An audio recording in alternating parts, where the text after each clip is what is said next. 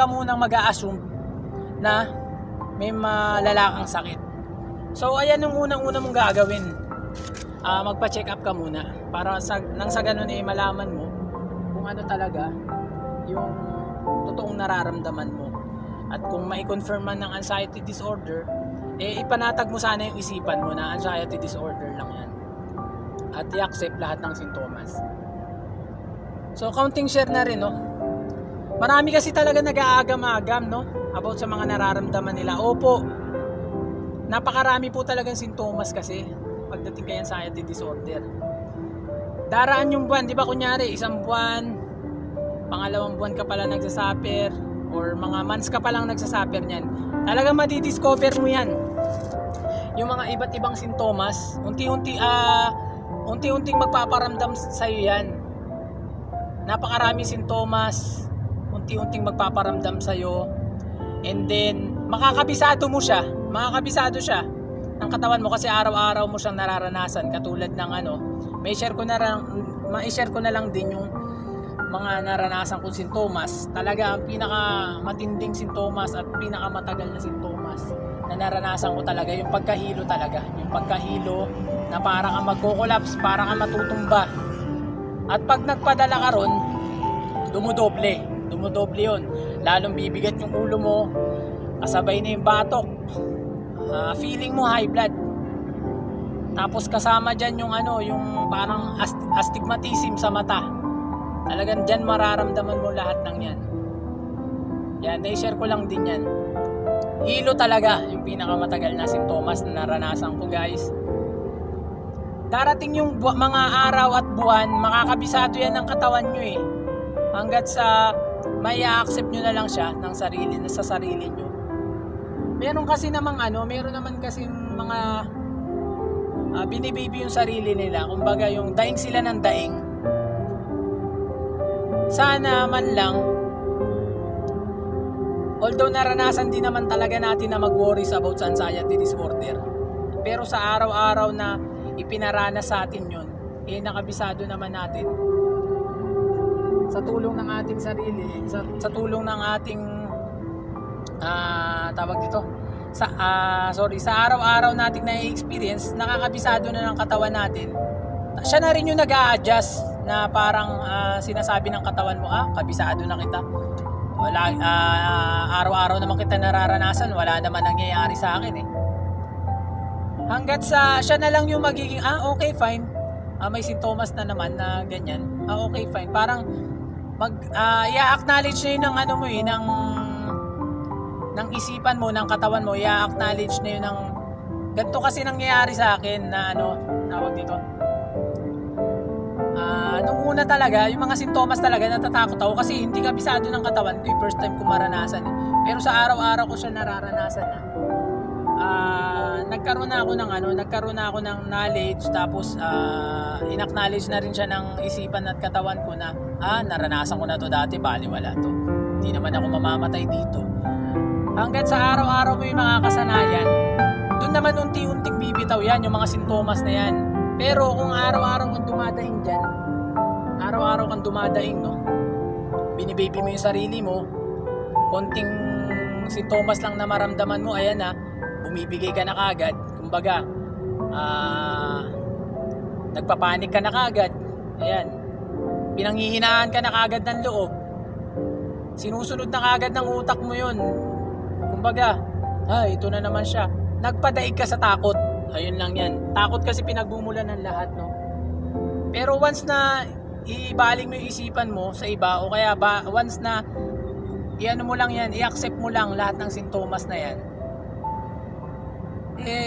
wala sa'yo mangyayaring masama at hindi ka grabe at hindi magtatagal yung anxiety disorder sa'yo kapag in-accept mo yan ng buong puso at isipan. In-accept mo yan, nagkaroon ka ng kaalaman sa kanya, no?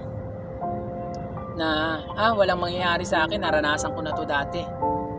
Yung iba kasi maginhawa sa ngayon, no? Maginhawa siya sa ngayon. Kinabukasan susumpungin. Kasi kaya kayo sinusumpong kasi nagparamdam yung sintomas na yun, pinanghinaan ka kagad ng loob. Kumbaga sumangayon ka na kagad dun sa kahinaan mo na yun. Dapat kasi nandun ka palagi sa sa positibo lagi. Na baliwala ito sa akin. Unang buwan, pangalawang buwan, pangatlong buwan talaga nandyan, matatakot kayo. Hindi nyo pa siya kabisado eh. Pero darating yung mga buwan na yan, mga taon, unti-unti mo makakabisado yan at babaliwalain mo na yan.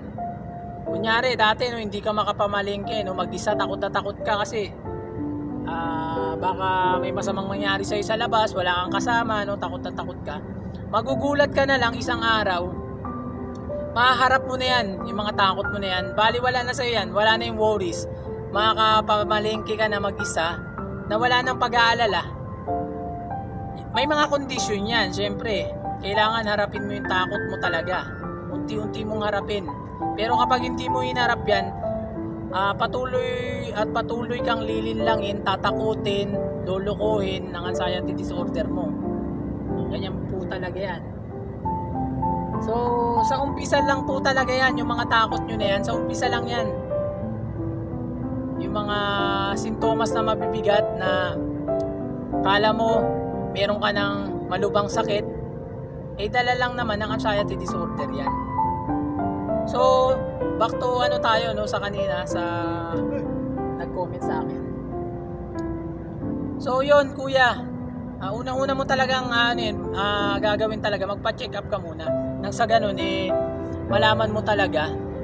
Huwag ka magsi-self-diagnose, hindi porkit nakapanood ka ng mga video natin na ganito, inassume mo na sa sarili mo na gano'n na rin yung sakit mo. So, mali yun. So, magpa-check up ka muna talaga. Maraming ngayon, maraming libre ngayon. Kung gusto mong pumunta ka ng ng local government nyo sa DSWD, merong yan dyan, merong mga libreng dyan psychiatrist. Punta ka dyan sa mga sa LGU nyo, try mo, baka meron, pero sure ako meron. May mga murang dyan, may mga libre na pa-check upan dyan. So nangyari din sa akin nung una talaga, siguro mga first 1 month, magpo 1 month yung anxiety disorder ko dati. Takot na takot ako magpa-check up. Talaga. Ang takot ko nun, takot ako sumakay, takot akong humarap sa doktor, takot ako sa tao. So hindi ko na alam talaga gagawin ko nun. Takot na takot talaga ako. Takot talaga nangingibabaw sa akin. And then sa pagharap ko naman sa mga takot ko, sa tulong ng pamilya ko, sa tulong ng mga kaibigan ko, at higit sa lahat, sa tulong ni Lord, nakayanan ko naman lahat na akala ko dati wala nang pag-asa. Akala ko dati hanggang doon na lang ako. Pero nagulat na lang ako, talagang walang imposible kay Lord. Walang imposible kay Lord talaga. Na as long as na magtiwala ka sa Kanya, kung puso ka magtiwala sa Kanya, at ipakita mo rin sa Kanya na kayang-kaya mo yan, at baliwala sa'yo yan, ipakita mo sa Kanya yung faith mo, na nandyan lang siya palagi, ginagabayan ka. Yun lang naman talaga pinakasikreto sa paglaya sa anxiety disorder.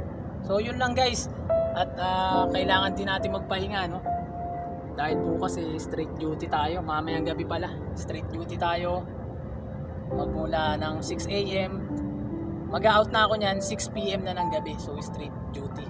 So wala na naman tayong tulog. So maraming salamat sa Panginoon sa kalakasan at kaligtasan. Yun lang guys, tiwala lang kay Lord, lakas ng loob, ipakita nyo sa araw-araw. Maraming salamat.